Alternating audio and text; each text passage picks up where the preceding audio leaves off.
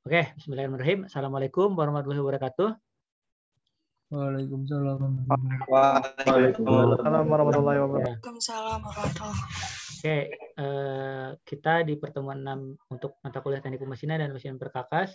Ini lanjutan dari pertemuan sebelumnya, itu elemen dasar proses pemesinan, yang sebelumnya adalah untuk proses turning atau bubut, dan mesin scrap. Nah, untuk saat ini adalah proses gurdi, atau dikenal dengan proses drilling, dan mesin freeze atau mesin milling.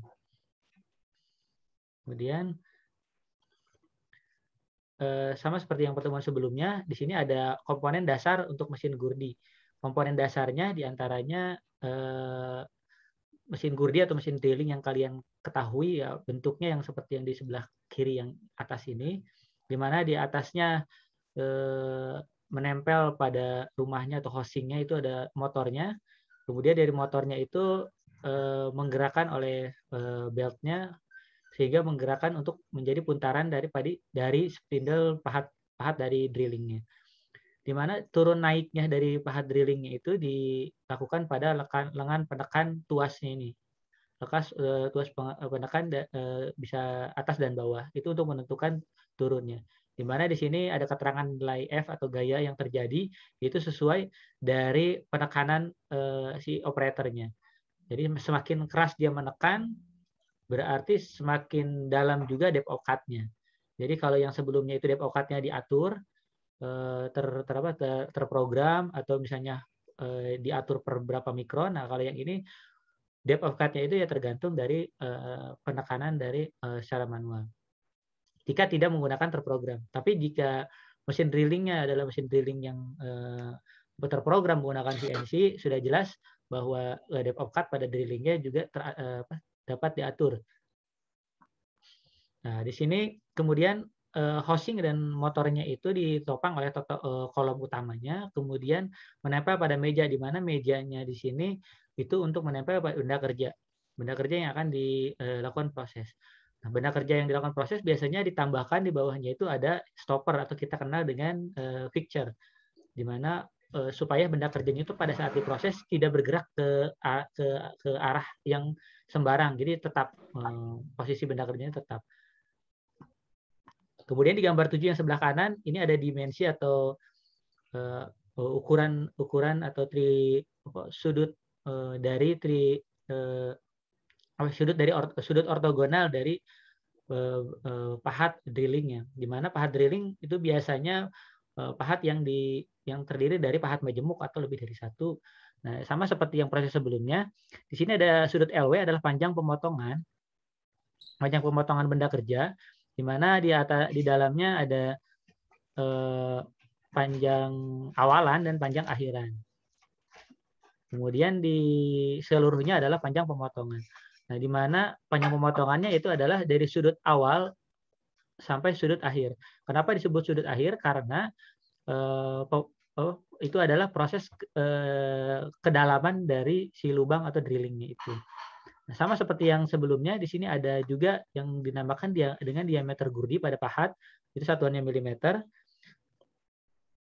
Diameter gurdi adalah diameter yang ujung paling jauh ya, ujung paling ujung dari si mata pahatnya.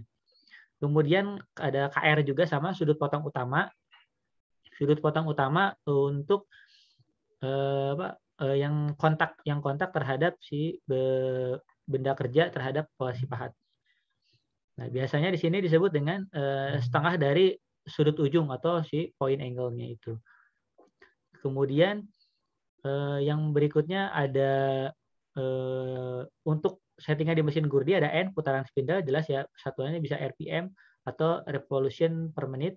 Kemudian ada kecepatan makan atau VF. Kemudian apa lagi di sini? Putaran spindle ini sesuai dengan settingannya, apa clockwise atau counterclockwise. Terus kemudian ini sudut geramnya tadi sudah ya sama. Terus apa lagi? Nah, tadi yang tadi tidak terlihat KR tuh di sini ya. Ini kecil mungkin tulisannya. Kita coba perbesar dulu. Nah, ini KR. KR-nya itu adalah yang ini. Sudut KR sudut pemotongan. Sudut pemotongan biasanya tadi setengah kali sudut angle ya. Sudut angle-nya kan secara keseluruhan ini, makanya ini setengahnya. Oke. Selanjutnya, elemen dasar pada mesin Gurdi itu sama seperti sebelumnya, tapi tergolong simpel, yaitu yang pertama kecepatan potong sama rumusnya dengan kecepatan potong proses tadi sebelumnya yang bubut. Kemudian ada kecepatan makan per mata potong. Nah, di sini karena tadi dalam pahatnya pahat majemuk, terus ada dua buah mata potong atau dua buah yang tajamnya di dalam pahat drillingnya itu. Makanya di sini nanti itu akan dibagi dua. Itu dari kecepatan makan dibagi dengan N dikali dengan Z. Misalnya Z-nya ada 2 mata potong. Itu tergantung dari mata potongnya, bisa kalian cek ya, apakah ada 2, 3, 4, terserah. Kedalaman potong atau depth of cut, yaitu diameter, itu dibagi 2. Kemudian waktu pemotongan atau TC, itu ada LT, lebar pemotongan. Lebar pemotongan tadi seluruhnya ya, yang ada awalan, proses, dan akhiran. Terus kemudian VF, tadi kecepatan potong, kecepatan makan. Tadi kecepatan LT sama ya, LV, LW, LN, terus LN-nya itu diameter bagi 2. Akhir ya, ini yang akhir. Itu dibagi dengan tangan kapak R. Terus kemudian kecepatan penghasilan gram berapa banyak. Nah, ini juga yang menentukan pada saat proses drilling, karena masuk ke dalam lubang benda kerja, maka diusahakan pada saat putaran pahat oleh spindle itu, si gram yang hasil pemotongan yang kecil-kecil itu jangan sampai terperangkap di dalam benda kerja. Kalau terperangkap, nanti akan mengalami gesekan antara pahat dengan benda kerja, akan mengalami luka ya, atau dent, ataupun misalnya kerusakan pada dinding pada hasil pemotongan atau hasil drilling tersebut. Jadi selain kecepatannya diatur, terus tidak terlalu banyak yang terperangkap, terus kemudian keluar, kemudian dicampur dengan ditambahkan dengan water coolant, dicampur sehingga hasil pemotongannya akan cepat keluar. Kemudian proses selanjutnya yaitu proses freeze atau proses milling. Tadi proses Gurdi lumayan singkat ya. Di sini ada proses milling. Proses milling itu pada dasarnya ada dibagi menjadi 4 jenis proses milling ini pada gambar 8. Ini ada proses naik atau up milling. Nah, ini prosesnya itu si benda kerjanya itu bergerak ke arah kiri, tetapi si putarannya itu ke arah atas, si putaran spindle-nya. Jadi karena bentuknya seperti ini, bisa dilihat, saya zoom. Ya, di sini ada up milling yang hasil pemotongannya itu menjadi yang ini. Yang kecil, kemudian gram yang terpotong akan sebesar ini dengan sudut yang seperti ini. Ini kita bisa desain. Satu lagi adalah proses freeze turun, adalah arah gerakannya sama dengan arah gerakan benda kerja. Benda kerja ke arah kiri, dia juga ke arah kiri, tapi diam. Nah, di sini bentuk pemotongannya itu beregenerasi, yaitu dari awal dia sudah terpotong, di tengah terpotong, di akhir terpotong dan terlepas. Sedangkan yang naik, yang up itu hanya pemotongan di bagian ujungnya saja. Nah, di sini masing-masing memiliki kelebihan dan kekurangannya. Di sini dijelaskan bahwa pada saat freeze turun, di sini benda kerja akan tertekan oleh pahatnya. Seperti yang kita lihat pada saat dia pada di proses pemotongan pertama, itu si benda kerja sudah tertekan atau ada force ke arah bawah, sehingga meja tadi terdorong oleh pahat itu dia, oleh pahat yang akan memotong. Sehingga secara periodik gaya dorongnya akan melebihi gaya dorong roda gigi penggerak meja. Jadi si penggerak mejanya itu akan tertahan, jadi tidak smooth jadi. Nah, hal ini malah akan menjadi keterlambatan gerak balik atau gerak yang si putaran pahatnya stabil, tapi putaran mejanya itu menjadi terhambat atau mengalami backlash karena tertekan. Sesuatu hal kalau misalnya lagi berjalan terus kemudian ditekan, itu kan geraknya jadi agak lambat gitu. Nah, pada proses turun itu backlash tersebut akan mengakibatkan di sini getaran terasa ya kemudian bahkan pada kerusakan pada si motor yang backlash pada mejanya itu. Nah, terus kemudian kelebihan yang fenomena yang terjadi pada fresh naik. Nah, di sini dijelaskan bahwa cara ini adalah merupakan biasanya yang cara konvensional, tetapi cara yang naik ini tadi tidak ada tekanan seperti yang naik, seperti yang proses turun, tetapi pada proses naik di sini benda kerjanya lebih cepat dia mengalami keausan karena mata potong lebih banyak menggesek. Walaupun dia tidak memotong hanya di bagian sini, tetapi di sininya tetap dia menggesek. Jadi semakin menggesek, kalau yang di sini kan dia memotong ya. Tuh, jadi kalau memotong itu biasanya pahatnya akan terjaga, tapi kalau dia gesek menjadi lebih tumpul. Nah, di sini dibilang bahwa pada saat mulai memotong dimulai ketebalan gram 0 dan saat ini permukaan benda-benda akan lebih besar. Jadi saat ini gesek, di sini langsung motong besar gitu. Nah, kalau yang di sini motong kecil, motong sedang, motong besar. Jadi bertransformasi. Itu bedanya. Kalau yang di sini dia di sininya gesek, di sininya besar, langsung motong besar. Seperti itu. Kemudian di gambar yang fresh tegak dan fresh milling akan dilanjutkan selanjutnya. Nah, oke. Sebelum itu perbandingan dua ini seiring perkembangannya zaman pada saat konstruksi mesin diperbaiki, kemudian teknologinya juga semakin meningkat. Nah, makanya yang press turun tadi akibat dari penekanan adanya force dari pahat terhadap benda kerja. Nah, di sini diperbaiki sehingga proses backlash-nya itu menjadi tidak ada. Nah, itu proses backlash-nya bisa diatur sehingga hasilnya malah lebih baik, lebih produktif hasilnya. Pahatnya juga menjadi tidak cepat haus. Terus kemudian di sini dijelaskan bahwa fresh turun di sini tidak dianjurkan untuk permukaan yang benda yang terlalu keras. Misalnya pengerolan dengan panas atau yang terlalu keras. Itu tidak boleh. Atau karena si pahatnya akan mengalami langsung patah ya. Biasanya kalau yang proses ini biasanya yang cenderung lunak. Kenapa tidak boleh keras? Karena tadi yang terjadi adalah dia proses menekan.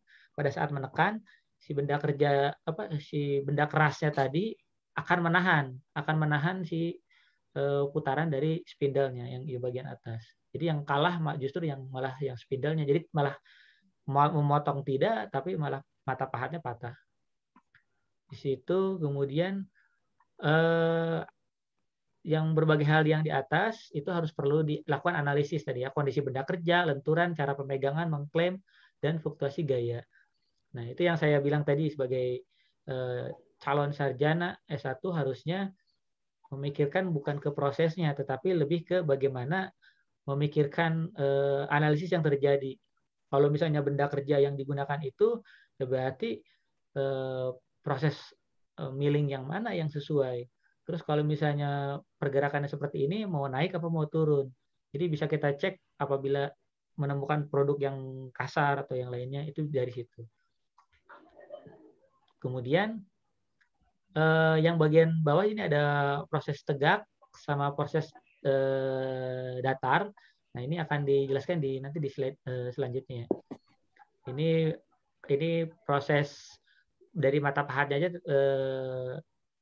ini ya perbandingan antara dua ini. Kalau yang ini kan kurang lebih sama dengan yang proses datar ya.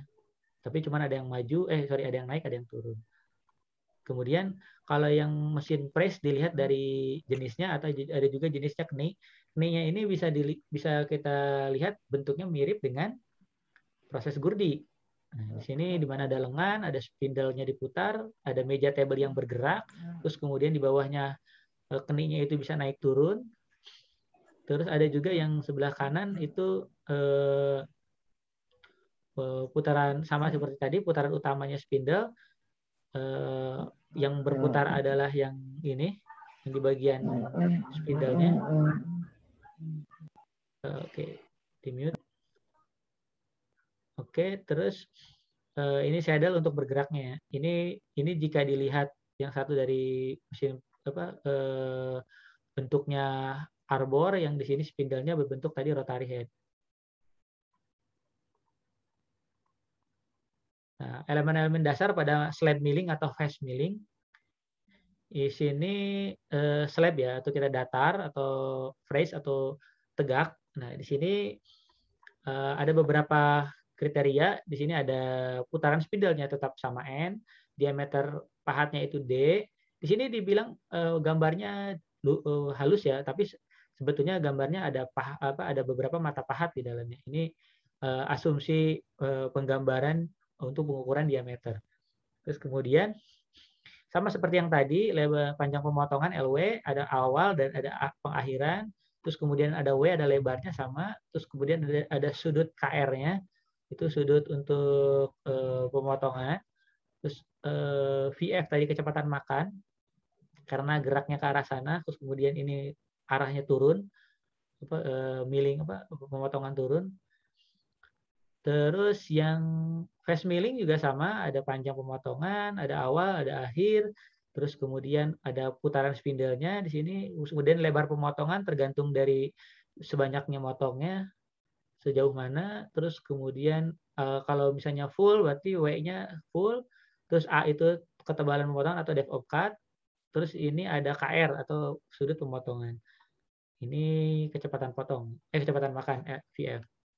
Ini sama ini isinya sama. Nah, kemudian jumlah Z-nya, jumlah gigi adalah tergantung dari jumlah pahat mata potong yang ada di dalam tools-nya. Nah, sedangkan yang KR di sini sudut potong utama itu biasanya 90 derajat untuk pahat yang selubung yang ini.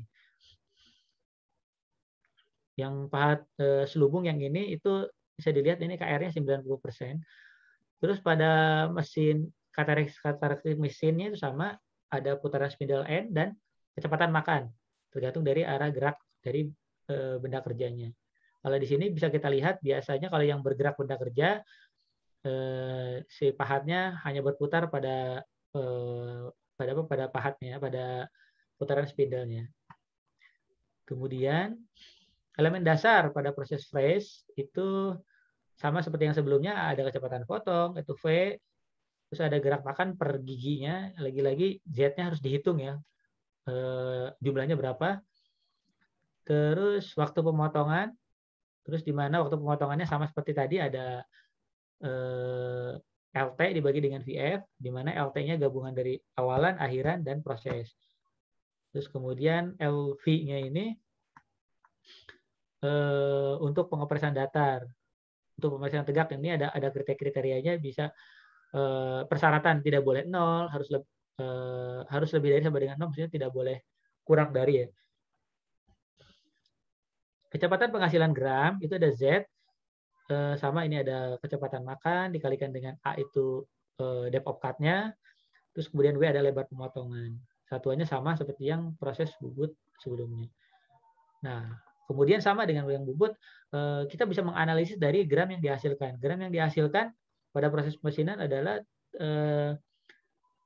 berbeda dengan proses pemesinan lain. Proses freeze tidak menghasilkan gram yang tebal. Tidak menghasilkan gram yang tebal karena dia berputar sangat cepat, jadi memotong kecil-kecil. Tidak seperti pahat di bubut ya, untuk menghasilkan yang banyak.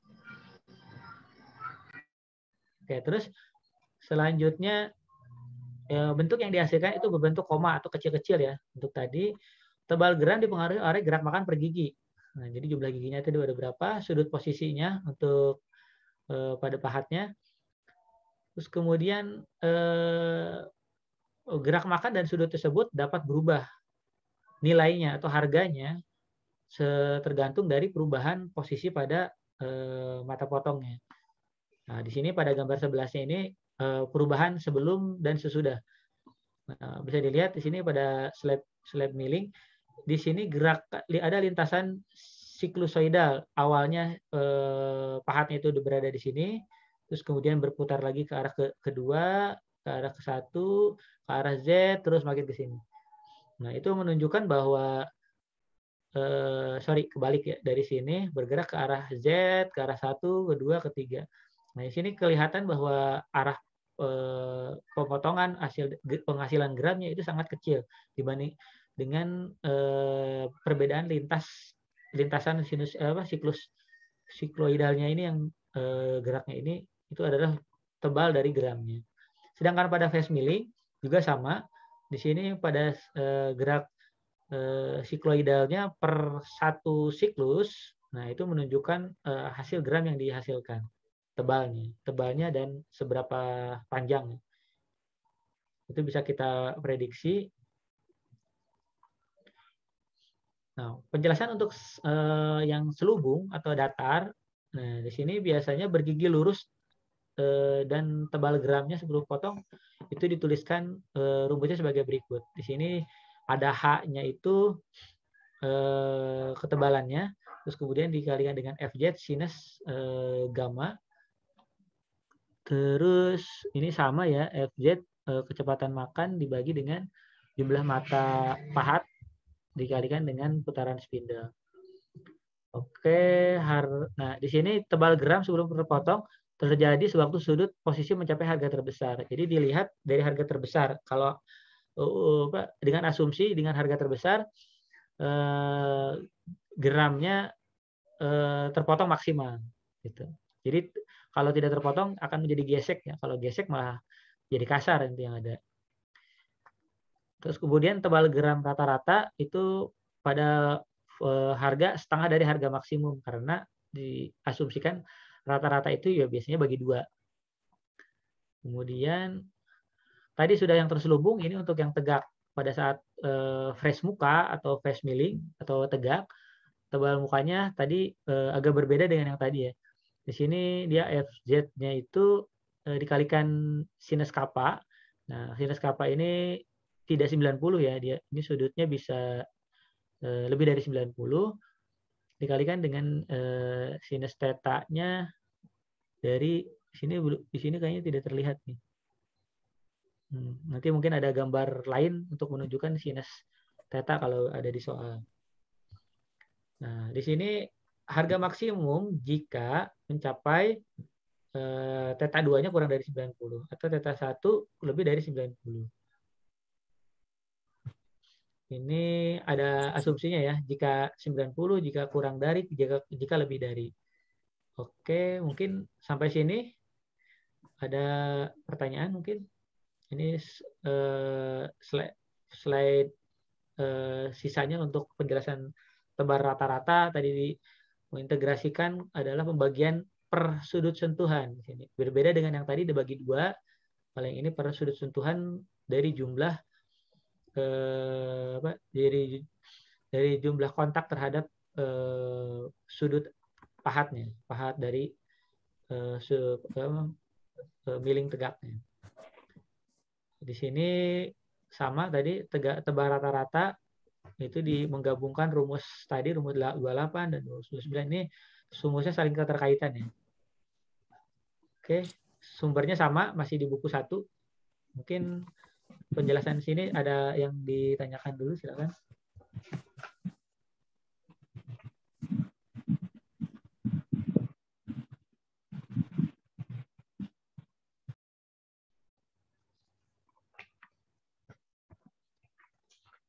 Nanti minggu berikutnya kita bahas tentang gaya dan daya ya.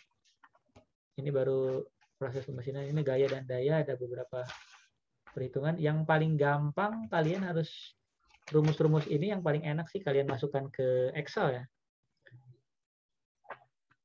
Kalian masukkan ke Excel, terus kemudian pada saat nilainya dimasukkan itu sudah template. Jadi pada saat misalnya sudut kapaknya 90 atau 100 derajat itu sudah otomatis muncul ya.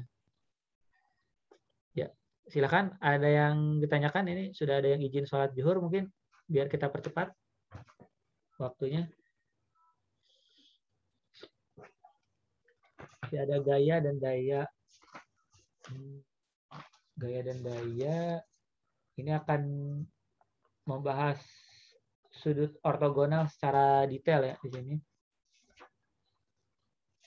Yang tadi sudut ortogonalnya hanya sisipan di dalam proses bubur, proses milling. Di sini mulai ringkas, mulai detail. Oke, gaya dan daya ini lumayan banyak. Mungkin setelah UTS kali ya. Tadi.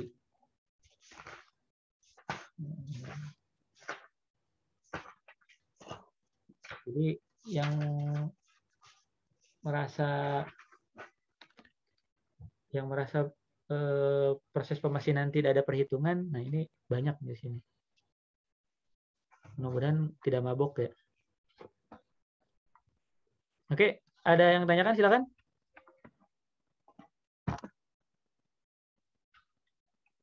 Oh, oke, kalau yang masih ada azan nih dari Magada, silakan.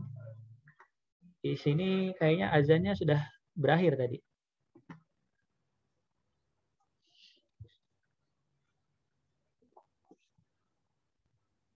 Silakan mau break atau mau kita tanya jawab atau kita screenshot biar cepat selesai.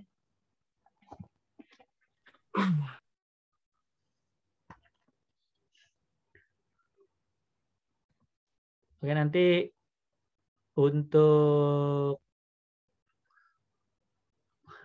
PTS-nya dari sampai pertemuan 6 ini ya. Nanti Magada tolong diinfokan ya, siapnya UTS-nya kapan, jam berapa. Kita mau pakai sistem essay atau pilihan ganda. Kalau pilihan ganda berarti essay-nya di tugas, berarti nanti munculnya di tugas-tugas. Kalau misalnya UTS-nya essay, berarti pilihan gandanya di tugas. Itu mungkin kebalikannya gitu ya. Ya, saya tolong dikabari ya. Oke, kalau tidak ada mungkin saya langsung stop recording.